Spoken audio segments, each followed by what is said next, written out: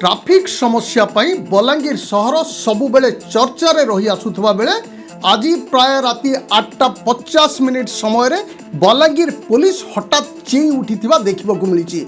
बलांगीर शांतिपड़ा छकरे निज पुलिस गाड़ी बुलिबारे असुविधा हवा देखि गाड़ी रे थिबा किछि कनेस्टेबल बंधु तुरंत गाड़ी रू ओल्हाई रास्ता कड़र गाड़ी गुड़ाक फोटो उठाइबा सह फाइन कटिबो बोली खोलम खोला कहिथिले। सबुठारु बड़ कथा हैला गाड़ी रे बसिथिबा महिला इंस्पेक्टर जनक मध्य गाड़ी रू ओल्हाई फोटो उठाइथिले।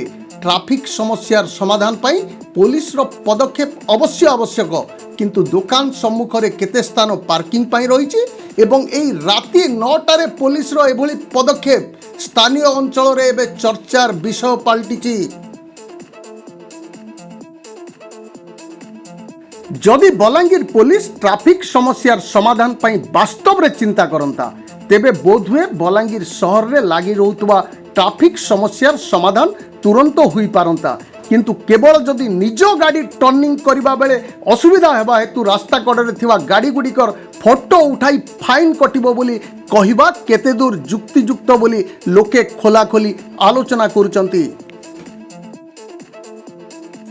सहर भितरे लोके जेतेबेले ट्राफिक समस्या पाई हटहटा हेउचंती, असुविधा रे पड़ी प्रत्यह छोट बड़ दुर्घटनार शिकार हेउचंती, सेतेबेले बलांगीर पुलिस रो आखी को केमती देखा जाउ नाही बोली मध्य पुलिस उपरे सीधा सड़क आंगुली निर्देश करुचंती जनसाधारण।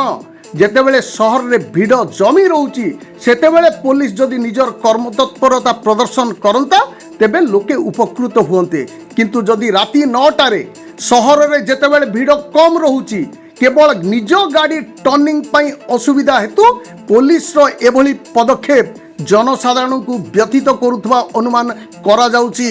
एथिप्रति जिला आरक्षी अधीक्षक स्वतंत्र दृष्टि देवाकू साधारण रे दाबी हेउची।